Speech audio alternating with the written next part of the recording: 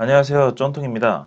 혹시 이제 막 적금을 가입하려고 하시거나 이미 붓고 계신가요? 그리고 1년 뒤에 받게 될 수익금을 기대해 보신 적 있으세요? 막상 수익금을 받아보니 처음 알고 있던 수익률과 너무나 달라서 좌절했던 적이 한 번씩은 있으실 겁니다.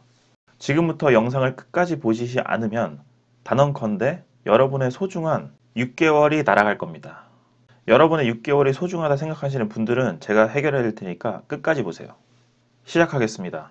오늘은 예적금을 하면서 뒤통수 맞지 않는 법에 대해서 알려드리겠습니다. 예적금을 하는 사람은 크게 두 분류로 나눠볼 수 있습니다. 첫 번째는 진짜 재테크 초보라서 이제 뭔가는 해보려고 하는데 아는 게 없어요.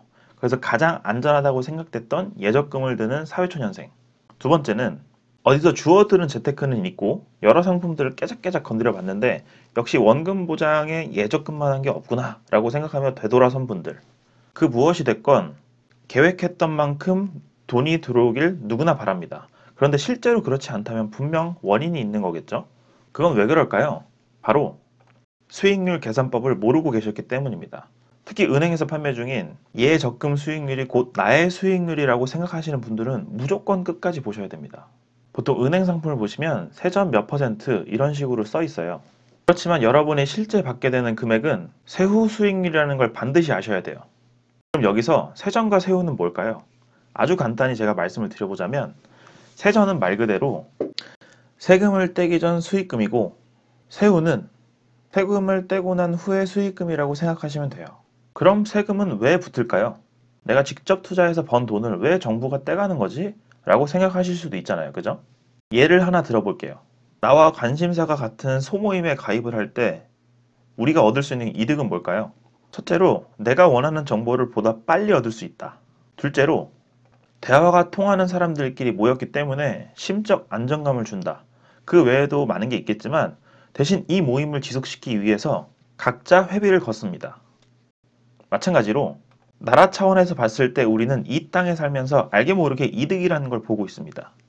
적금을 든 은행이 파산되지 않아 제가 수익금을 챙길 수 있는 이득도 그에 속하죠. 그런 무형적인 이득에 대한 회비가 곧 세금이라고 생각하시면 됩니다. 정리하자면 내 손에 떨어지는 실제 돈은 정부의 회비를 낸 뒤에 받는 금액, 즉 세후라는 것이고요. 세전 수익률은 사실 쓸모가 없습니다. 세전이 10%여도 세금을 떼고 2%만 받는다면 100만 원을 투자했을 때 결국 저는 2만 원만 받는 거니까요. 최근에 땡땡 은행에서 세전 5% 상품을 프로모션해서 너도 나도 들겠다며 뉴스에 날 정도로 한창 시끌시끌했던 적이 있었어요. 그런데 그건 세전이지 세후가 아닙니다. 물론 세후로 계산해서 본인이 투자할 수 있는 가장 최선이 이거였다면 당연히 가입을 해야죠. 단지 제가 말씀드리고 싶은 거는 그 상품의 수익률이 5%라고 오해하시지 말라는 거예요. 그렇다면 세전 수익률을 가장 쉽게 세후로 계산할 수 있는 방법을 알려드릴게요. 인터넷을 통해 계산할 수도 있지만 매번 그럴 수가 없잖아요. 정말 쉬운 방법은 그냥 세전 수익률의 반을 나누는 게 곧 세후라고 생각하시면 됩니다. 예를 들어서 세전 수익률이 5%라 써 있으면 세후 수익률은 2.5%라고 생각하시면 되는 거예요. 그러니까 아까 말했던 땡땡 은행의 5% 프로모션은 결국 내가 100만 원을 투자하면 1년 뒤에 102.5만 원을 받는다고 이해하셔야 되는 겁니다. 비단 은행뿐만 아니라 증권사나 또는 기타 투자 상품을 볼 때도 반드시 적용해야 되는 개념이에요, 이건. 특히 부동산에서 뒤통수를 잘 치는 방법 중에 딱 하나인데요. 보통 수익률을 세전으로 보여줘요. 왜냐하면 그래야 사람들이 혹하기 쉽거든요.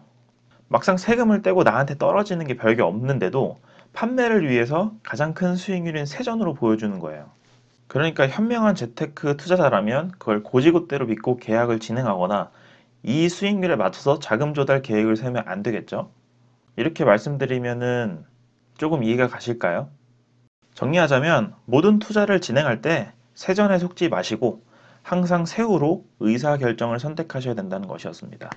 이상 쩐통이었고요. 이 동영상이 도움이 되셨다면 좋아요를 눌러주시고 앞으로도 도움이 될 만하겠다 생각이 드시면 구독을 눌러주세요.